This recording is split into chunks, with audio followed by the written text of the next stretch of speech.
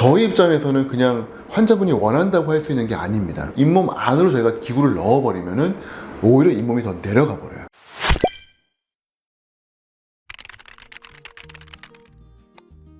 스케일링은 어떤 의미에서는 기본적인 청소라고 생각을 하면 됩니다. 집에서 칫솔질로 잘 하셔야 되는 거를 잘 못 하시는 분들이 계세요. 그러면 그걸 저희가 도와드리는 거예요. 스케일링은 치은, 연상, 치태, 제거술이라고 어려운 이름으로 부르는데 뭐냐 하면 치은, 잇몸 위에 있는 치태와 치석을 제거하는 겁니다.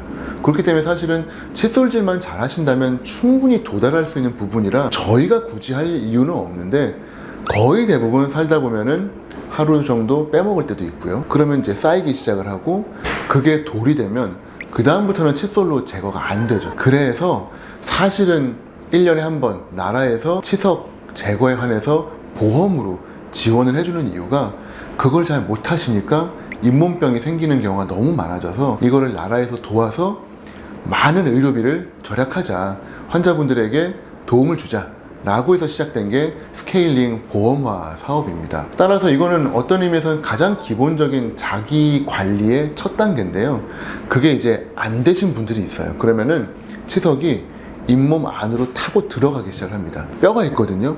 뼈를 녹이면서 들어가요. 그러한 경우에는 치은 연화, 저희가 활택술을 한다거나 치은 연화 소파술, 긁어낸다는 거 하거나 아니면 아예 치주 판막술이라고 해서 판막, 잇몸을 열고 눈으로 보면서 치석을 떼는 경우도 있어요. 그렇기 때문에 이거는 엄밀히 치과 의사의 영역입니다. 이때부터는 치료가 되는 거고요. 치료도 두 가지가 있습니다. 그냥 청소만 하는 제거술과 뼈가 녹아있는 부분, 잇몸이 없는 부분을 다시 재건해드리는 재생술이 있죠. 그래서 그거는 이제 저희가 판단해가지고 여기는 제거만 하는 게 맞을지 아니면 재생도 해야 하는 게 맞을지를 저희가 결정해 드릴 거고, 일단은 거기까지 진행되지 않는 게 저희의 목표이기 때문에 1년에 한 번씩은 치과에 오셔서 체크 받으시고 스케일링 꼬박꼬박 하셔서 잇몸 건강 유지하시고, 그러다가 진행이 조금씩 되면은 그때그때 저희가 정도에 따라서 치은연화 소파술 내지는 치주 판막술 뭐 이런 식으로 진행을 하게 됩니다. 잇몸 치료를 가끔씩 환자분들이 오세요. 그 치주 판막술이라는 게 있는데 저 그거 해주세요, 이런 경우들이 있어요. 그러니까 오히려 환자분이 이런 치료를 받고 싶다고 요구하시는 경우가 있는데, 저희 입장에서는 그냥 환자분이 원한다고 할 수 있는 게 아닙니다. 저희가 치주 치료할 때 가장 중요한 게 작은 쇠로 돼 있는 탐침이라고 하는 자예요. 찌르면 좀 아프기 때문에 환자분들이 싫어하지만 저희는 그게 꼭 필요한 게 치주가 얼마나 파괴가 되어 있는지를 재야 됩니다. 그래서 그거를 재야만 치료 계획을 세울 수가 있어요. 크리티컬 프로빙 뎁스라는 표현이 있는데 치주계에서는 아주 중요한 겁니다. 정말 중요한 치주낭의 깊이라는 뜻인데, 이게 무슨 말이냐, 측정을 해가지고 3mm 미만인 경우에는 저희가 깊이 들어가면 들어갈수록 오히려 환자분의 치주를 파괴합니다. 학술적으로 밝혀졌어요.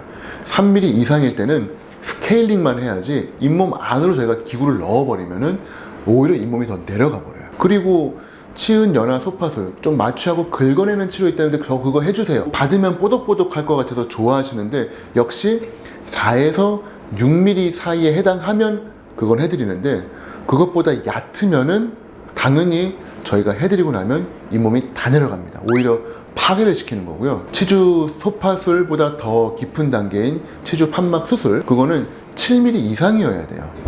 7mm만큼 깊은 곳이 있어야 그제서야 열고 청소하는 게 의미가 있지, 2, 3mm 밖에 안 되는데 칼을 대가지고 잇몸을 열었다?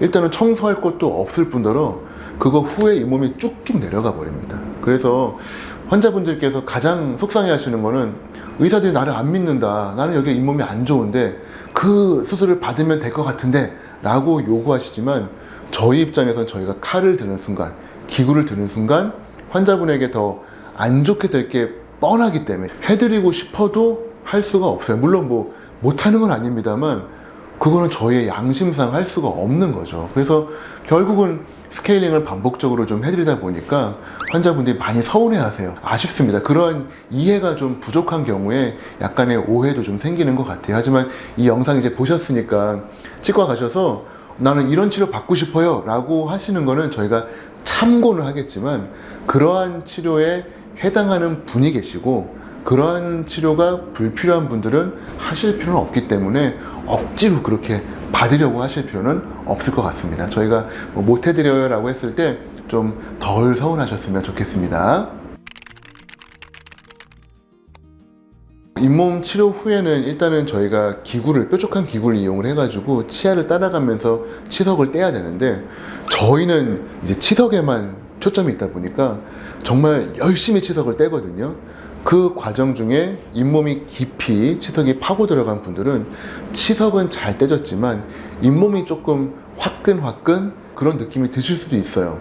이거는 어쩔 수 없는 방법입니다. 저희가 정말 작고 예리한 기구로 조심해서 넣긴 하지만 치석이 워낙 좁은 공간에 깊이 들어가 있다 보니까 어쩔 수 없이 저희도 조금 들어가면 잇몸이 조금 다칠 수 있어요. 따라서 치료 후에 한 2, 3일 정도는 잇몸이 엄청 화끈화끈 아프실 거고 피도 나실 거예요. 그래서 치료받았는데 왜 계속 아프지? 그러신 분들이 계시는데 절대 걱정하지 마시고 거의 대부분 3, 4일 정도 지나시면 해결이 됩니다. 따라서 잇몸 치료 후에 계속 아프다고 이거 내가 열심히 닦아야겠구나, 열심히 칫솔질 하시거나 치실을 막 공격적으로 하시면은 상처가 계속 더 날 수 있기 때문에 잇몸 치료 후에는 일시적입니다만 칫솔 중에 조금 부드러운 모칫솔이 있어요. 일반적으로 권해드리지 않습니다. 잇몸 치료 후에만 잇몸이 다칠 수 있기 때문에 부드러운 칫솔로 닦으시는 거를 추천을 드리고 그 이후부터는 사실은 큰 문제 없이 일반적인 방법으로 칫솔질 하시면 될 것 같습니다. 잇몸 치료 후에는 일단은 회복을 좀 돕기 위해서 비타민C, 비타민 D, 콜라겐과 같은 영양제를 좀 섭취해 주시면 훨씬 좋고 모든 치료가 마찬가지입니다만 잠을 충분히 주무시는 것 정말 중요하거든요. 그래서 수면의 시간을 잘 지켜주시면 좋을 것 같습니다.